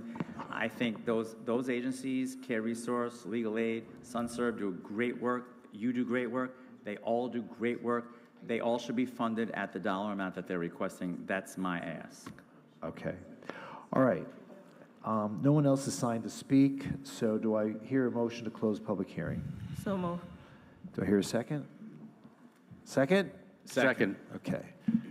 Moved second. Please call the roll to close public hearing. Commissioner Beasley Pittman? Yes. Commissioner Sturman? Yes. Commissioner Herbst? Yes. Vice Mayor Glassman? Yes. Mayor Trentalis? Yes, public hearing is now closed on PH1. Would someone like to move PH1 as amended? So moved. Been moved. Do I hear a second? Second. Been moved and seconded. Please call the roll. Commissioner Beasley Pittman? Yes. Commissioner Sturman? Yes. Commissioner Herbst? Yes. Vice Mayor Glassman? Yes. Mayor Trentalis? Yes, and PH1 is now approved as amended. Thank you so much for all your work. Mr. Mayor, could I have a preference? Mr. Seiler is here. Yes, I'm aware. Okay. Let me conduct the meeting. I know what we're doing. Okay, I see Mayor Seiler is back in the room now, We so are we can go aware. back to R5. Do I hear someone like to introduce the resolution accepting a legacy gift in the amount of $1.5 million from the Orange Bowl to enhance improvements at the Jimmy Everett Tennis Center? Do I hear a resolution? Introduced. Introduced. Okay. District 2. Does anyone have any questions with regard to R5? Well, welcome. Do you want to say a few words? No, I want to say thank you. You might put mic on. Well, how mic often on. does someone come in to give us No, $1.5 million? right here, down. We should thank There we you. go. There's the, Press no, I it. just want to say thank you. You know, it's not just to you all, but to your staff. Carl Williams did an outstanding job working with us on this. The city manager's office, both past and present, have been working with us on this. And obviously, your procurement, you guys hired a great guy out of Miami to work in this arena, and he was, great to work with. So I think with this, we can look forward to hosting the Orange Bowl International Tennis Championships in December of 2025, and I think the facility will benefit, the community will benefit, and the Jimmy Everett Tennis Center will benefit. The only last comment I'll make is I do want to introduce with me is Doug Wiley, who chairs our tennis committee for the Orange Bowl. And Doug, thank you for joining us tonight. And then Eric Palms, the best gentleman in the bowl business right there, is also here tonight to make sure there were no questions. All right, great. So everyone good? Yep. Okay. The resolution's been introduced. Please call the roll. A resolution of the City Commission of the City of Fort Lauderdale, Florida, accepting a charitable contribution and grant in the amount of $1,500,000 from OB Tennis LLC to enhance improvements at the Jimmy Everett Tennis Center, providing for conflicts, providing for severability, and providing for an effective date. Commissioner Beasley Pittman? Yes. Commissioner Sturman? Yes. Commissioner Herbst? Vice Mayor Glassman? Yes. Mayor Trentalis? Yes, the resolution is approved. Thank you, Orange Bowl Committee. And Carl, let's make sure we get this done by the fall of next year. You know, one last thank you. I do want to thank the Everett family. I mentioned last time I was here, the Everett family has been in the loop on this, and they are excited to see the Jimmy Everett Tennis Center elevated. And so we do want to thank the Everett family for joining us in this effort. So Very thanks. good. Thank you so much. Thanks. Moving on to PH2, public hearing, quasi-judicial ordinance approving a rezoning from residential multifamily mid-rise medium-high density district to Northwest Regional Activity Center mixed-use district, mixed-use West district. This is regarding 728 Northwest 3rd Street, 204 and 216 Northwest 8th Avenue. Anyone wishing to speak must be sworn in, and the commission will announce any site visits, communications, or expert opinions received and make them a part of the record. We have two people sign up to speak. I think just for questions only. Does anyone have any questions with regard to this rezoning? Okay. Disclosures? I'm sorry? Did you say disclosures or? Good point. Commissioner Herbst, do you have any disclosures? I don't believe so, Stephanie. I don't think you meant me on this one. Not on this one. Commissioner Beasley Pittman? We conversated before, but I think I disclosed that the last time we had the Yes. hearing. So, no, And- nothing new. Okay, and I had a conversation with Ms. Toothaker. Anything, Vice Mayor? Yes, conversation with Ms. Toothaker on April 10th. And Commissioner Sturman? Ms. Toothaker. Okay. So, you have any questions? I'm happy to answer any questions. Okay. I have a presentation if you'd like to see it. but Okay, it's if no one has any questions, someone move to close public hearing? Someone move to close So the public moved. hearing? Been Second. moved And seconded, please call the roll. Commissioner Beasley Pittman? Yes. Commissioner Sturman? Yes. Commissioner Herbst? Yes. Vice Mayor Glassman? Yes. Mayor Trentalis? Yes, the public hearing is now closed on PH2. Would someone like to introduce the ordinance? Introduce. The ordinance has been introduced. Please call the roll. In ordinance amending section 47-1.6.b of the City of Fort Lauderdale, Florida Unified Land Development Regulations through the revision of the official zoning map of the City of Fort Lauderdale and Schedule A revised compilation attached thereto and by reference made a part thereof, so as to rezone from residential multifamily mid-rise medium high density district to Northwest Regional Activity Center mixed-use West District, all of lots 12, 14, 15, 16, 17, 18, Block D, Fort Lauderdale Land and Development Company, Block 6, according to the plat thereof as recorded in Plat Book 1, page 57 of the Public Records of Dade County, Florida, located north of Northwest 2nd Street, east of Northwest 8th Avenue, west of Northwest 7th Avenue, and south of Northwest 3rd Street, all said lands being in the City of Fort Lauderdale, Broward County, Florida, containing 84,520 square feet or 1.9403 acres, more or less. Commissioner Beasley Pittman? Before I answer, just want to say that the neighborhood is engaged and they want to continue the relationship Yes. regarding moving forward with the plans for this plot of land. Yes. Thank you, Commissioner. Yes, we absolutely will continue to meet with the neighborhood. Commissioner Sturman? Yes. Commissioner Herbst? Yes. Vice Mayor Glassman? Yes. Mayor Trentalis? Yes, and that item is now approved. Thank you. Moving on to PH3, it's a public hearing, quasi-judicial ordinance approving rezoning from residential multifamily mid-rise, medium-high density district, and exclusive use parking to Northwest Regional Activity Center mixed-use Northeast District, 823, 816, 820, 824, number 1 through 5 Northwest 1st Avenue, and 801 North Andrews Avenue, 804, 808, and 812 Northwest 1st Avenue. Anyone wishing to speak must be sworn in, and the commission will announce any site visits, communications, or expert opinions received and make them a part of the record. Commissioner Herbst, do you have any disclosures? Commissioner Beasley Pittman? None. I have none additional. I think we spoke on this. We did. Yes, we did. We did. Vice Mayor? Spoke with Ms. Toothaker on April 10th, 2024, and also correspondence with the Progresso Village Civic Association President, J.J. Hankerson. Commissioner Sturman? Toothaker. Okay.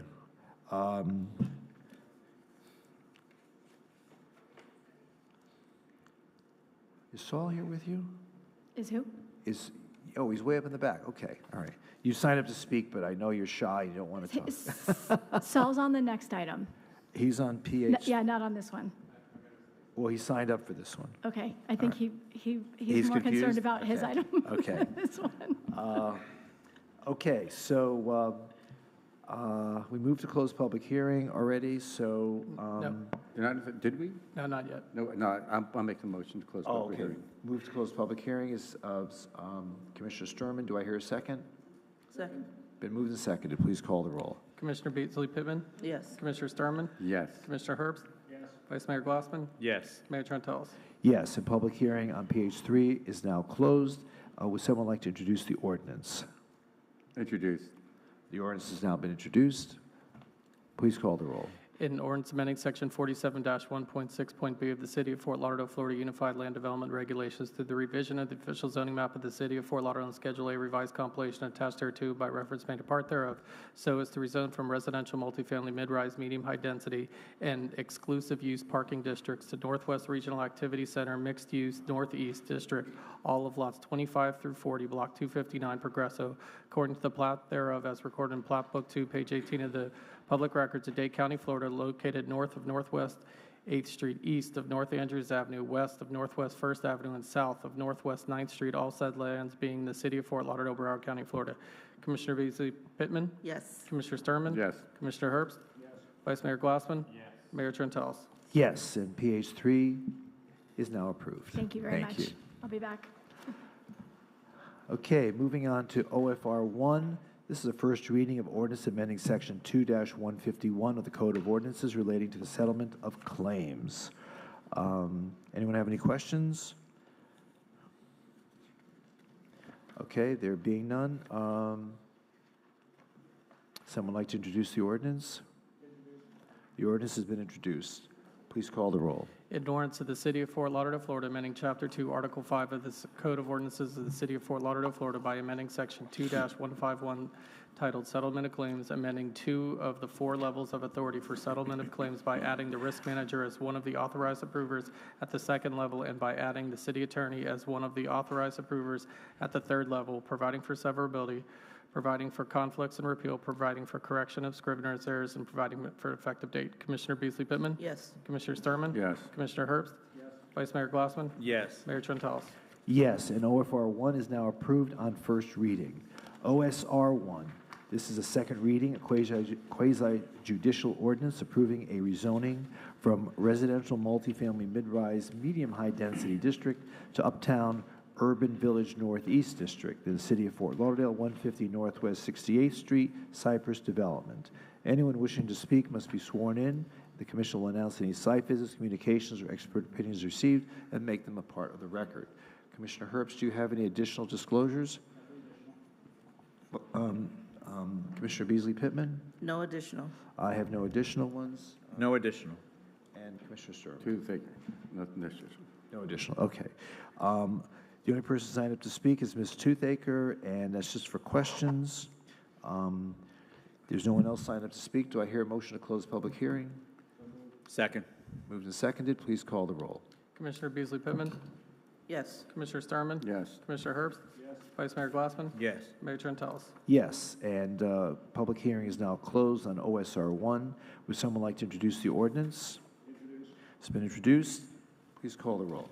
In ordinance amending section 47-1.6.b of the City of Fort Lauderdale, Florida Unified Land Development Regulations through the revision of the official zoning map of the City of Fort Lauderdale and Schedule A revised compilation attached thereto and by reference made a part thereof so as to rezone from residential multifamily mid-rise medium high density district to Uptown Urban Village Northeast District, a portion of the north half of the northeast quarter of Section 10, Township 49, Range 42 East, together with all blocks 1, 2, and 3, North Collier Estates, according to the plat thereof, as recorded in Plat Book 53, page 33 of the Public Records of Broward County, Florida, located south of McNabb Road, east of the Florida East Coast Railway, west of North Andrews Avenue, and north of Northwest 66th Street, all said lands being in the city of Fort Lauderdale, Broward County, Florida. Commissioner Beasley Pittman? Yes. Commissioner Sturman? Yes. Commissioner Herbst? Yes. Vice Mayor Glassman? Yes. Mayor Trentalis. Yes, and OSR 1 is now approved on second reading. Congratulations. OSR 2, second reading, quasi-judicial ordinance approving a rezoning from residential multifamily mid-rise medium-high density district to Uptown Urban Village Northeast District, the city of Fort Lauderdale, 150 Northwest 68th Street, Cypress Development. Anyone wishing to speak must be sworn in, and the commission will announce any site visits, communications, or expert opinions received and make them a part of the record. I have only one person who signed up to speak, Ms. Toothaker. You've had a busy night. Commissioner Herbst, do you have any additional disclosures? No additional disclosures. And Commissioner Beasley Pittman? No additional. And I have no additional, Commissioner, No Vice Mayor? additional. Okay. No additional. And Commissioner Sturman? No additional? No additional? No, Yeah, no additional. No additional, okay, great. Okay, so would someone like to move to close public hearing? So move. It's been moved. Do I hear a second? Moved and seconded. Please call the roll on closing public hearing on OSR 2. Commissioner Beasley Pittman? Yes. Commissioner Sturman? Yes. Commissioner Herbst? Yes. Vice Mayor Glassman? Yes. Mayor Trentalis. Yes, and public hearing is now closed on OSR 2. Would someone like to introduce the ordinance? It's been introduced. Please call the roll. In ordinance amending section 47-1.6.b of the City of Fort Lauderdale, Florida Unified Land Development Regulations through the revision of the official zoning map of the City of Fort Lauderdale on Schedule A revised compilation attached thereto and by reference made a part thereof, so as to rezone from residential multifamily mid-rise medium high density district to Uptown Urban Village Northeast District, a portion of the southeast quarter of the southeast quarter of the southwest quarter, and a portion of the southwest quarter of the southwest quarter of the southeast quarter of Section 3, Township 49 South, Range can't wait till this is 42 platted. East, located north of McCrabb Road, east of the Florida East Coast Railway, west of North Andrews Avenue, and south of the C-14 Canal, all said lands being in the city of Fort Lauderdale, Broward County, Florida. Commissioner Beasley Pittman? Yes. Commissioner Sturman? Yes. Commissioner Herbst? Yes. Vice Mayor Glassman? Yes. Mayor Trentalis. Yes, and OSR 2 is now approved on second reading. Congratulations. Thank you all so very much. very We welcome. appreciate it. Is there any further business of the commission tonight? Susan?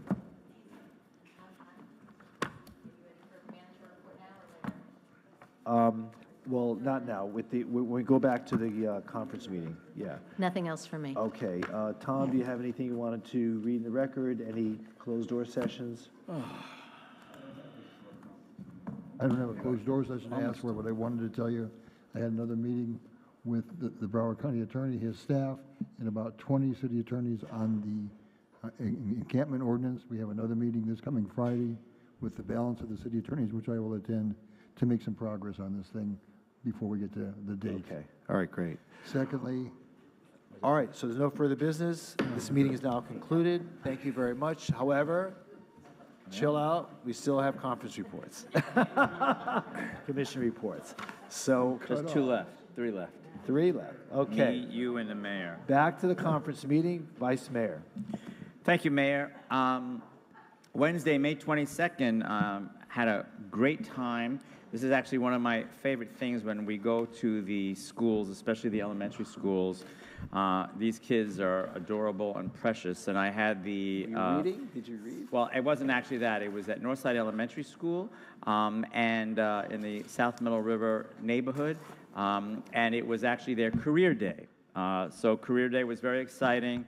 The kids were incredible. Everyone that was there was incredible. For those of you that do not know, Northside Elementary School is a building that was constructed in 1927. So it is a building that you will not find elementary schools. It was one of our original elementary schools. You all know about South Side and West Side. And, but yeah, North Side and East Side, they were actually our first 4 elementary schools. So this school is still in operation. It's a great principal, a great team. Their scores improve every year. So proud of those kids. And their questions were incredible for Career Day. And I just thought it was great. They had really good, keen insight, and just absolutely loved spending that time. Later that night, I joined Commissioner Beasley Pittman, and we had the Huizenga Park groundbreaking for the reimagining of Huizenga Park. That was a great event. Over 300 people attended that ceremony. Very high spirit. Very much looking forward to that project, and a tremendous, tremendous turnout that evening for that groundbreaking. Thursday, May 23rd, we had our District 2 President's Roundtable, where the presidents of all of our district neighborhoods come together and we share and we network. And it's a great day, and I want to thank staff for showing up. We always have different people from staff come, and I just wanted to thank everybody for showing up. We had Chief Golan was there with us. We also had the folks from Moss to talk about the progress on the police headquarters. That was a great meeting. Thank you. As Commissioner Beasley Pittman mentioned, we were gathering on the 25th for the Great American Beach Party and also that Walk of Fame induction ceremony. Very uplifting and so well deserved by everybody that we honored. Thursday, May 30th, I joined you, Mayor, and I want to thank History Fort Lauderdale. History Fort Lauderdale has a tremendous exhibition at the Galleria Mall called Take Pride. This was actually to kick off Pride Month, and it was a great turnout. And Mayor, thank you for the proclamation. And I just think that that was a great event for History Fort Lauderdale to show the importance of the LGBTQ community in our city. A great way to kick that off. Also on Friday, May 31st, I will tell you, if any of you have never seen the Master Chorale of South Florida, this is a tremendous chorale that over 125 people sing in this group. They did an amazing performance over at the Sunshine Cathedral for 2 nights last week. Friday, May 31st, and Saturday, June 1st. It was a piece called Considering Matthew Shepard. Many of you might know that awful, heinous anti-LGBTQ hate crime from over 26 years ago. It's hard to believe it was that long, where a young college student in Wyoming was savagely beaten, tortured, and left to die on a fence in Wyoming on a rather cold night. It was an awful, awful episode in our nation's history, and this beautifully done tribute, choral tribute, almost like a theatrical piece, actually, not quite just singing, actually beautifully received, very emotional, and I want to congratulate the Master Chorale of South Florida for that, again demonstrating how very powerful the arts can be in telling a story and making a significant impact on a community. So congratulations to them for that. Saturday, June 1, as was already mentioned earlier, congratulations to our Florida Panthers repeating as the Eastern Conference champions. This year we know that we're going to take home the cup, and we all look forward to that. Coming up this Thursday, we have a ribbon cutting for seawall replacement in Merle Fogg Park. I'm looking forward to that in the Idlewild neighborhood. And then also Saturday, June 8th, Middle River Terrace will have their annual summer social. Let's see, we actually thank you to Commissioner Beasley Pittman. I had that on my list also to talk about the payments for the utilities. That's it for me, Mayor. Thank you. Okay, Commissioner Sturman. Oh, a couple of very quick things. To piggyback on something that Commissioner Beasley Pittman said, I usually don't go over the events, but this is something that I think you'll agree is awesome. We did the memorial service, and the mayor and Commissioner Beasley Pittman and myself were there, and I think one of the highlights was the releasing of the pigeons. And doves. The doves. The doves. They were doves. Doves. Well, you were saying I need glasses. I need to go to the ophthalmologist. Okay. They were flying with it. But it was quite a spectacle. It was a good thing. Okay. It was a beautiful ceremony. Two other little tidbits. We had a Hurricane Expo. We've done this last year. The city continues its Hurricane Expo at the Museum of Discovery and Science. Was exquisitely successful. I just want to remind everybody of a few things regarding hurricane preparedness. Probably everybody knows already, but now is the time to stock up on water, 1 gallon per person per day for a minimum of 3 days. Non-perishable foods and canned foods. Do not forget the can opener. pet foods. And there's a Also- tax-free holiday right now for hurricane Right. and materials that's a till great June time- 14th, I It's believe. a great time to do that. Kids' things, the baby foods, the diapers, whatnot. Now's a great time to meet your neighbors, identify frail and elderly. I remind people in my neighborhood at this time is a great time to look in your yard, see what could be a good addition to bulk trash. Trim the trees right now so we don't have to trim them right before a hurricane comes, and make good use of bulk trash to get that out the way, and anything that could be a projectile. And for people in my district, we have a very successful tool that I'd love you to use. We have a texting service. We've used that for bridge closures, for lockdowns.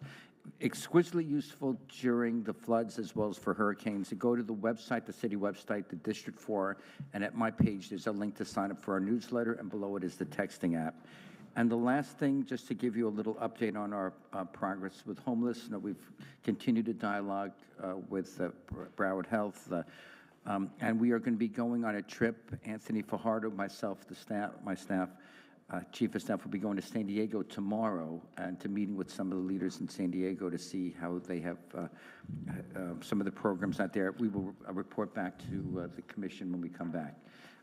That is my report, and back to you, Mr. Mayor. Thank you. Well, you've all kind of said the same things I've attended, except one.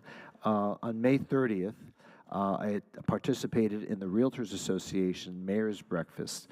There was about 11 of us, and of course, everyone used this as an opportunity to brag about their city because they're trying to convince the realtors in the audience how great it is to sell property in their city.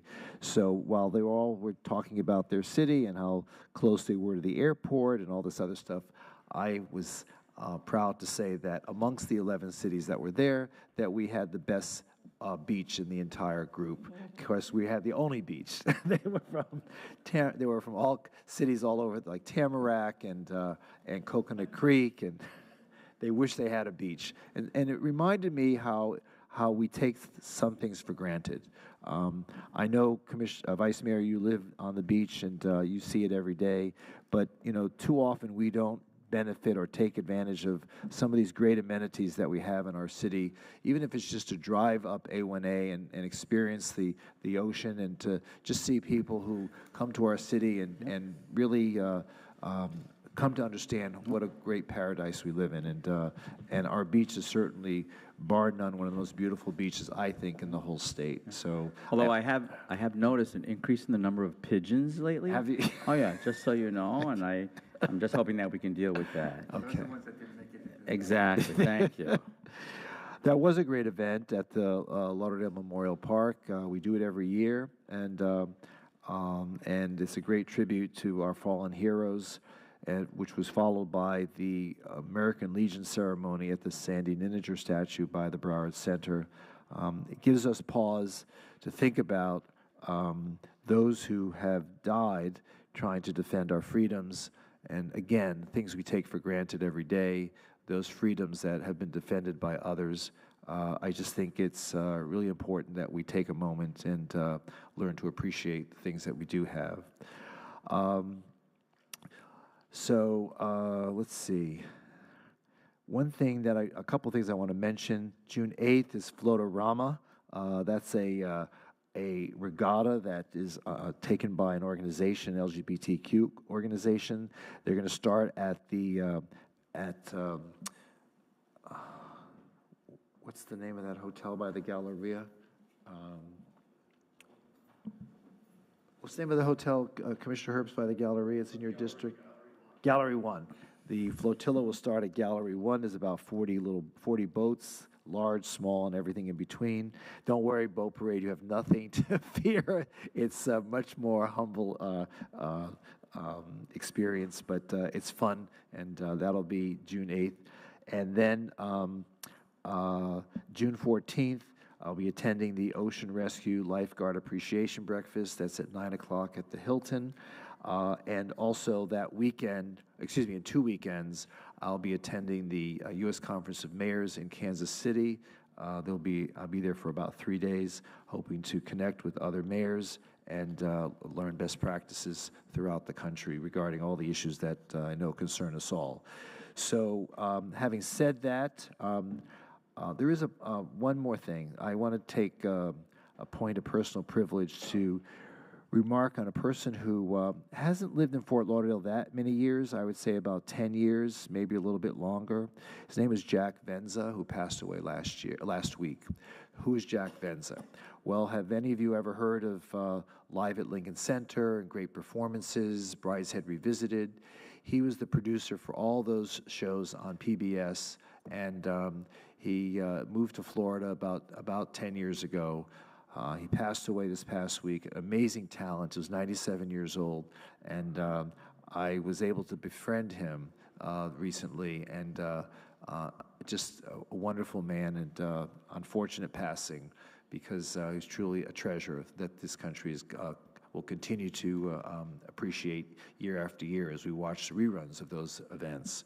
So with that having been said, is there anything further? Susan, do you want to give your report?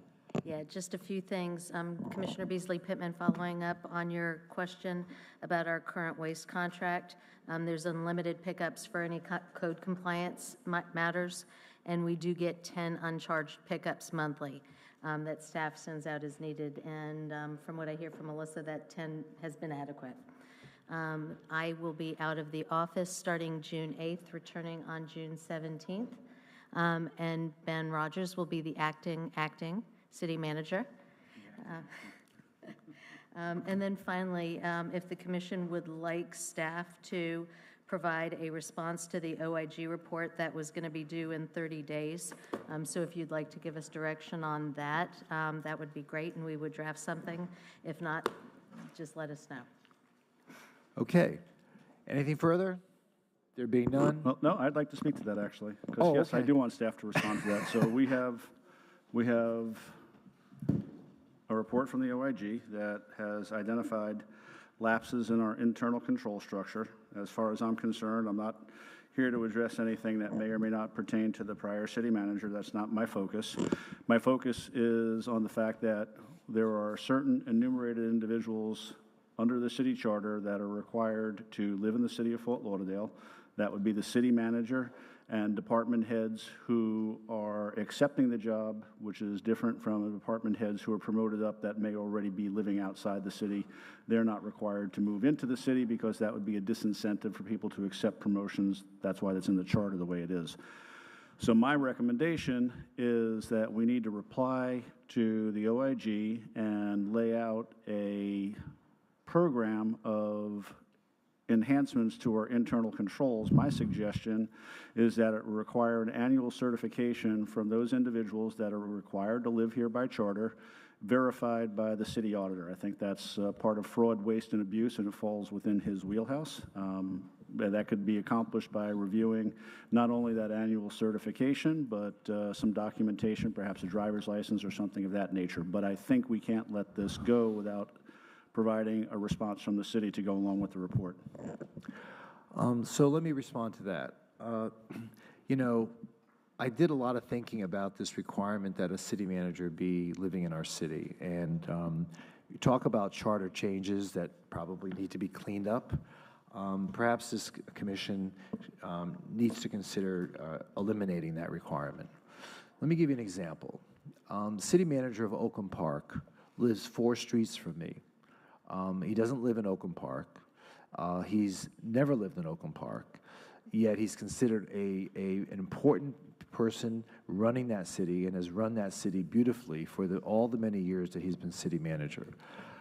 I don't really think that residency is all that important in a city that you're working, except, of course, amongst members of the sitting elected bodies like ourselves. We need to live in our city, and we need to live in the district in which we represent. But with regard to staff people, keeping in mind, for example, if a person is, let's say, for example, right now we're doing a nationwide search for a city manager.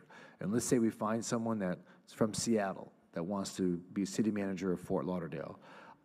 Obviously, on day one, they're not going to be able to live here. And so we certainly give them a little bit of time to make changes in their lives. But changes in their lives also includes their families. And sometimes that takes a little bit longer. and sometimes those transitions don't always work out. And I think that from time to time, we need to understand that trying to encourage people, the best people, to work for our city, that the commission itself needs to make adjustments in order to ensure that the talent remains with us. So we all can have different opinions with regard to that. I certainly have an opinion that differs from the OIG report, and I'm going to make a statement with regard to that. And any one of us can make a statement one way or the other with regard to it. Not representing the commission, but as an individual, you can certainly voice your opinion. But the reality is that we need to be flexible. And I don't think the report was flexible. And I don't know whether our charter was intended to be inflexible. All I know is that, it's very hard to find good talent, and we need to be as accommodating as we can to those who make the sacrifice to be in leadership roles that often take time away from their personal life and their families so that we can derive the best that there is out there. So moving forward, as we start to look for a new city manager, I hope that the commission can keep that in mind, because I think that the talent is more important than the residency, and I think that that whole idea of residency is an anachronistic requirement, and we need to rethink that as we start to consider additional charter changes. Well, Mayor, I think, that was one of the things I wanted to discuss when we talked about charter changes, but y'all decided that you don't want to change the charter at this point in time, so the charter is the charter. Yeah, I get you that. cannot waive the charter. You cannot simply decide that we're not going to follow the charter because you find it inconvenient. So if you want to change the charter, that's an argument that we could have for another night. Apparently, we're going to talk about it in 2 years from now. So whoever we hire right now, by charter, by law, has to live in the city. So what I'm referring to is not So getting why are into we that advertising debate. Wait, Mayor, outside the please, city? hold on, Mayor. Let me finish my thought, please. So what we're talking about tonight is not whether or not we should change the charter, whether or not that makes sense or not. I have plenty of thoughts about that I'll relate to you from former Mayor Jack Seiler about having skin in the game, but that's another conversation for another day. What I'm saying is, right now, we have an obligation to follow the charter. As the Vice Mayor said, it is our Constitution. So we follow our Constitution. We don't pick and choose. This is not one from column A, two from column B, as it suits us. So we need to provide a system, structure, and process for internal controls to ensure that everybody is adhering to the requirements under the charter as it relates to staff. And that's what I'm referring to. I'm not calling anybody out. I'm not saying anything about future city managers, prior city managers. I'm talking about a process for ensuring adherence to the city charter. Okay, well, if you want to be that rigid, and you have a right to be that way, no one's disagreeing with your right to have a statement like that. But why are we advertising throughout the country when, in fact, it may be very difficult for a person living in somewhere else in the country to be able to follow the rigid To rent an apartment in the city of Fort Lauderdale? Anybody can move here and rent I'm an not apartment. finished. I'm sorry, I apologize. You interrupted me. You asked me You're not right. to interrupt you. You interrupted me and I corrected you. I interrupted you, you corrected me. Fair is fair. Go for it. This is not intended to be a debate. It's just a conversation. So I don't know why you're so defensive. But the point is that, looking forward, I'm hopeful that we don't find ourselves denying us the opportunity to bring talent into the city that is going to find themselves facing a wall that's going to prevent them from even applying, because they may not be able to make the transition to be a resident of the city of Fort Lauderdale as rigidly as the charter requires. So we have to keep that in mind as we're trying to identify a future city manager. And why are we even looking outside the city or far beyond it if, in fact, that the requirements of the charter are going to insist that they be residents of the city immediately? And so we have to think about that. If we're going to deny, if we're going to deny ourselves that right, if someone great who could be from Portland, Maine, or from someone from Tennessee or Texas, and they're going to say, well, I need 2 or 3 months to move, and I've got my family, and those people are not going to be eligible. They're going to be ineligible, ipso facto, because of the charter. That's all I'm saying. So a question then to the city attorney. So the mayor is suggesting that the charter is optional and we can follow it when it suits us. Is that consistent with your view of the charter requirements, Mr. City Attorney? I don't think the mayor is saying that, but you're right that it currently says you must be a resident. I thought we had a time to move in. I'm asking Dwayne to look in that. But you're right. If we're going to actually to advertise this, we should let people know you have to be a resident of the city. If there's a move-in time of 3 or 6 months. It's silent. It is silent, okay.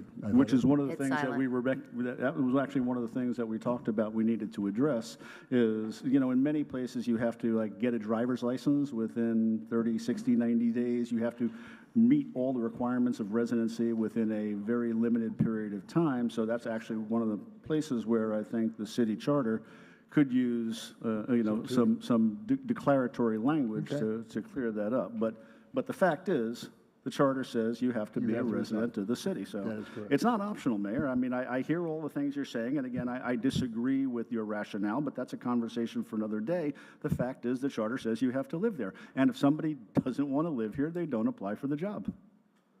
Okay. Is there anything further?